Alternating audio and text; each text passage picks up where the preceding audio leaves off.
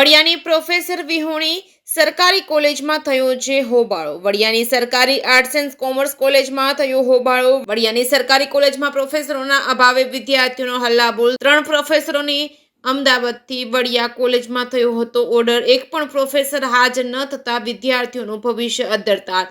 માત્ર 1.5 મહિના બાદ પરીક્ષા હોવાથી વિદ્યાર્થીઓએ કર્યો છે હલ્લાબોલ। 5 મહિનામાં કોલેજ મંજૂર થઈ હોવા છતાં માત્ર એક જ પ્રોફેસરનો લેવાય છે લેક્ચર। કાયમી પ્રોફેસરોની નિમણૂક ન થતા વિદ્યાર્થીઓ મૂંઝાયા હતા। બાબરા સરકારી કોલેજના પ્રિન્સિપાલ ઇન્ચાર્જ વડિયા કોલેજના પ્રિન્સિપાલ તરીકે ફરજ બજાવે છે। કોલેજના પ્રથમ વર્ષમાં આર્ટ્સ અને કોમર્સના 109 વિદ્યાર્થીઓનું ભવિષ્ય ધૂંધળું છે। માત્ર ઇકોનોમિક વિષયના એક ટાઈમ પ્રોફેસર છે અને સરકાર દ્વારા સંપૂર્ણ મહેકમ મંજૂર કર્યું હોવા છતાં પ્રિન્સિપાલ દ્વારા એક પણ લેક્ચરની ભરતી નથી કરાઈ। જે કે સિંગુ સાથે રાજુ કારિયા વડિયા। વિદ્યાર્થીઓ મચાવ્યો છે, આખી વિગત જણાવો ને, કેટલા દિવસથી આ હોબાળો ચાલે છે? સર, અમે છેલ્લા 3 દિવસથી બધા વિદ્યાર્થીઓ હેરાન થઈ રહ્યા છે।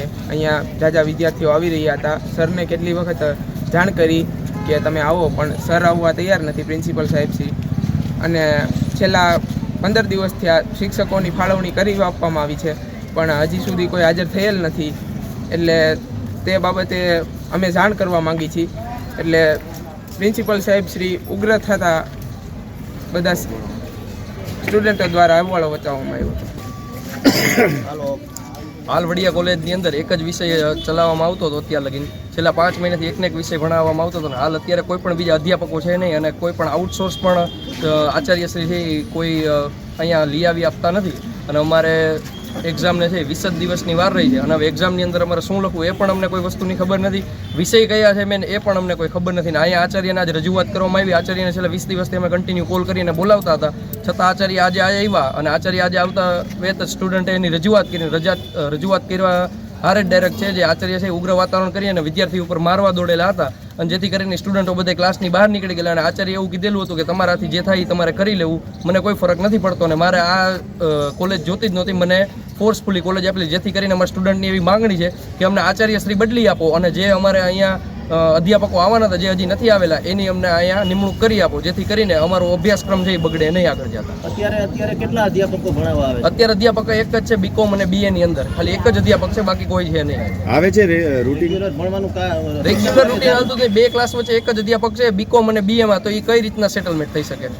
કયા વિષયના એક અધ્યાપક? અત્યારે ઇકોનોમિક્સના એક જ અધ્યાપક છે અને એ આઉટસોર્સ છે, કોઈ પરમેનન્ટ છે નહીં કોઈ। બરાબર, એક અધ્યાપક ઉપર આખી કોલેજ ચાલે? હા, એક અધ્યાપક જ ઉપર આખી કોલેજ ચાલે। આર્ટ્સ વિભાગમાં એક કોઈ પીરિયડ લેવા આવે છે? નહીં, આર્ટ્સ વિભાગ નહીં, આર્ટ્સની અંદર ઇકોનોમિક્સનો પીરિયડ હાલે છે પણ બીકોમની અંદર કોઈ પણ જાતનો નથી હાલતો।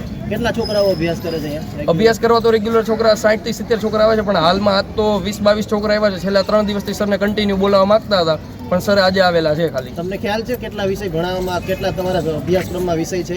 નહીં, એ પણ અમને ખબર નથી। સરને અમે પ્રથમ દિવસ બાબરા કોલેજે કોલ કર્યો, સર કોલ નહોતા ઉપાડતા, તો બાબરા કોલેજથી એવું જણાવવામાં આવ્યું અમને કે સર વડિયા કોલેજે, પણ વડિયા કોલેજે સર નહોતા, તો હાલમાં સર ક્યાં ગયેલા હતા એ પણ અમને ખબર નથી। બીજું, આ ધારો કે અહીંયા અધ્યાપક ના આવે તો આગળનું પગલું આપનું શું? વિદ્યાર્થી આગળનું પગલું એ છે કે અમારે ગમે એ કરવું પડે, પણ અમારા અધ્યાપકો અહીં જોઈ છે।